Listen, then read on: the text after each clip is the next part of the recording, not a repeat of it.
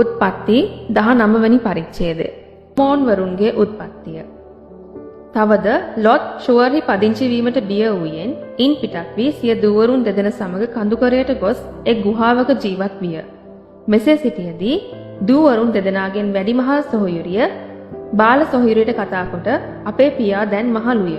ලෝක සම්මත පිළිවෙලට අප සමග විවාහ වීමට මිහිපිට මිනිසෙක් නැත. එන්න අපි පියාට මිදිවිෂ පොවා පියාගේ පෙළපත රැකින පිණිස ඔහු සමග සේවනයෙහි යෙදමු යයි කීවාය. එදින රෑ තම පියාට මිදිවිෂ පොවා අක්කා පියා සමග සයනය කළාය. එහෙත් ඈ කෙතරම් වේලාවක් තමා සමග එක්ව සිටියාද කවර වේලාවක නැගිට්ටාද කියා ඔහු නොදත්තේය. පසුදින අක්කා නංගීට කතා කොට බලන්න ඊයේ රෑ මම පියා සමග සේවනයෙහි යෙදුණෙමි.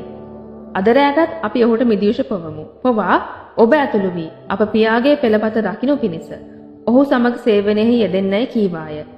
එදින රෑද ඔහු පියාට මිදිවිෂ පෙව්වෝය. පසුව නංගීද ඔහු සමග සේවනයෙහි යෙදුණාය. එහෙත් ඈ කොතරම් වේලාවක් එක්ව සිටියාද කවර වේලාවක නැගිට්ටාද කියා ඔහු නොදත්තේය.